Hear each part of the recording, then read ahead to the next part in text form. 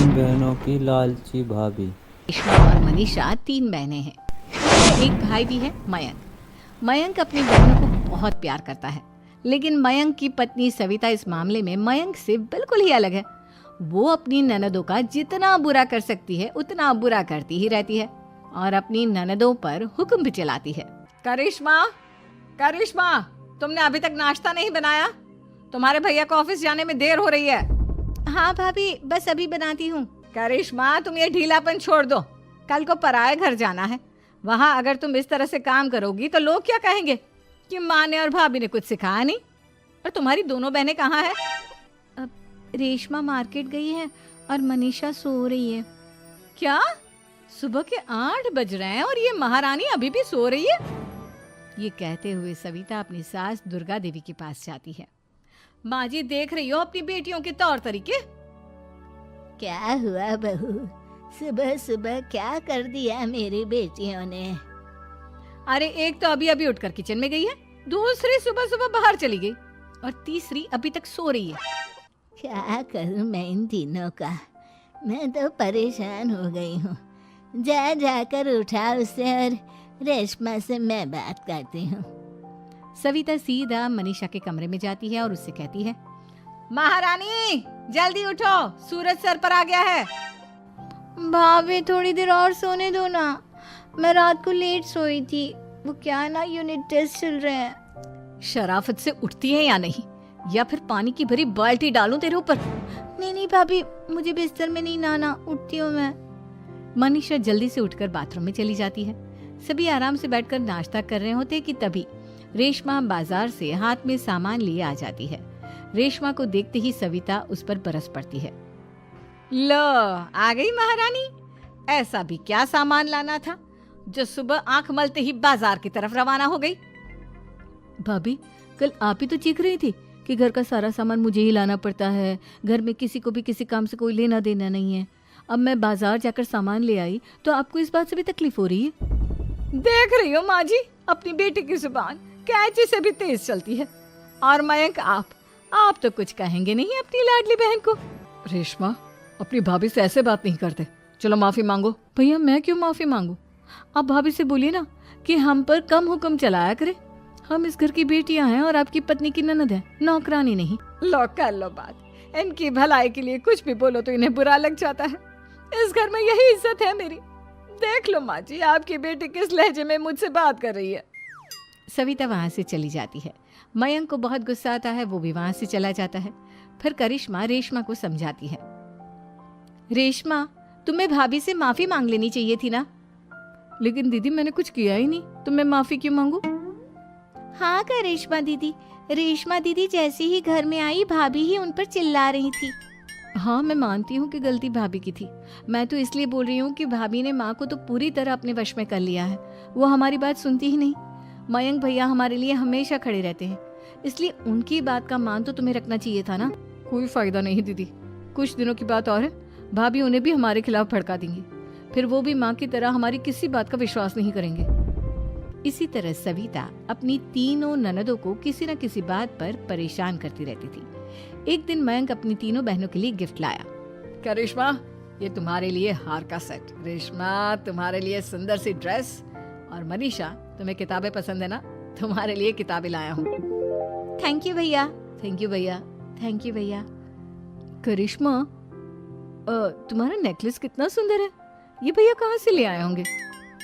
मैंने भैया को 3 दिन पहले फोन पर ये डिजाइन दिखाया था और आज भैया ये ले आए।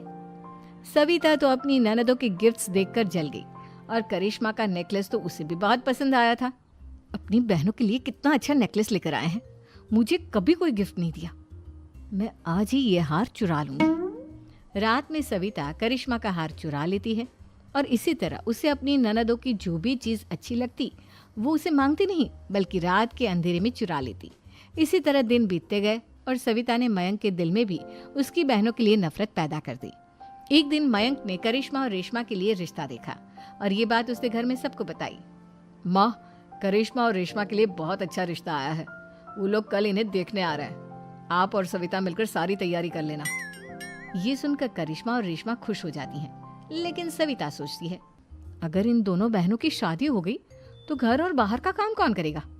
मनीषा तो एक नंबर की कामचोर है, उससे तो किसी बात की उम्मीद लगाना ही बेकार है।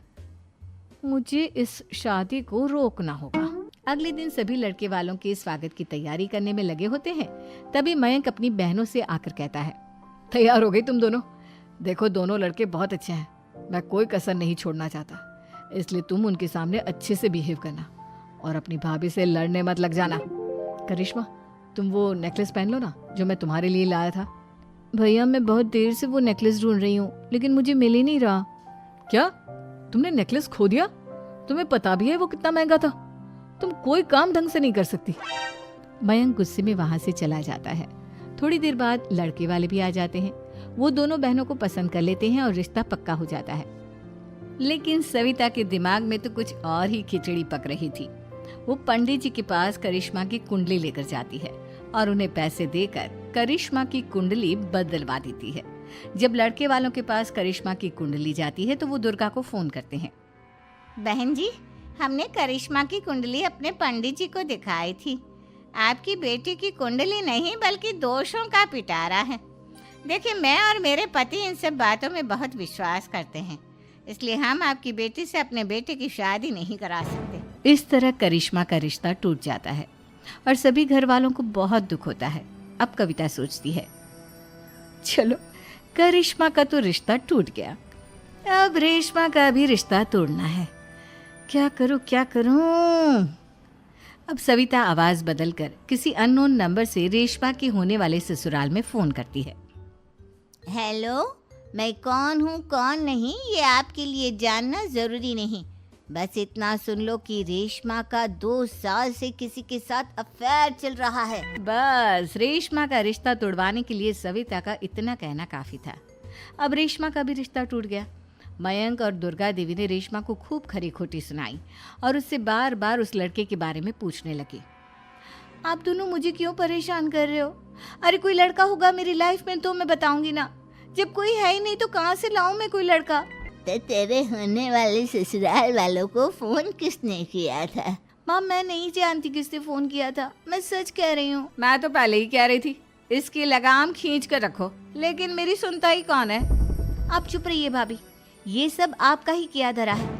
अब तीनों बहनों को विश्वास हो जाता है कि ये सब उनकी भाभी ही कर रही है। तीनों बहनें अपनी भाभी को सबक सिखाने के लिए एक वकील कर लेती है और घर में हिस्सा मांगना। देखो भैया, माँ बाप की जायदाद में जितना बेटों का हक होता है उतना ही बेटियों का, इसलिए इस घर के 4 हिस्से होंगे और हमें अपना हिस्सा चाहिए। मैंने तुम्हारे लिए क्या क्या नहीं किया और तुम इस घर में हिस्सा मांग रही हो? भैया, आप और माँ हम बहनों की कोई बात नहीं सुनते हो और भाभी हमारी शादी नहीं होने देगी क्योंकि उन्हें लगता है कि आप हमारी शादी में ज्यादा पैसा लगाओगे और उन्हें हम जैसी फ्री की नौकरानी कहाँ मिलेगी। तो हम भाभी के साथ तो रह नहीं सकते, हम बहनों को अपना हिस्सा चाहिए। अरे तुम्हें शर्म आनी चाहिए अपनी भाभी पर ऐसा इल्जाम लगाते हुए। वो तुम्हारे बारे में कितना सोचती है। हाँ माँ, भाभी हमारे बारे में बहुत सोचती है, दिन रात बस यही सोचती रहती है कि किस तरह से अपनी तीनों ननदों को परेशान करूं और कभी मुझे पढ़ने भी नहीं देती। दोनों बहनों का रिश्ता भी तो इन्होंने ही तोड़वाया है और रात में हमारे कमरे में आकर हमारी चीजें भी चुराती हैं। इसी तरह सविता की तीनों ननदें अपनी बात पर अड़ी रही। अब कोर्ट में तारीख भी शुरू हो गई। जब सविता को लगा कि उसकी तीनों ननद इतनी आसानी से नहीं मानने वाली, तो उसने अपने पति और सास को सारी सच्चाई बता दी और अपनी तीनों ननद से माफी मांगी। मयंक और दुर्गा को भी अपनी गलती का एहसास हो गया। अब सविता खुद करिश्मा और रेशमा के लिए अच्छा रिश्ता ढूंढती है और उनकी शादी करवाती है।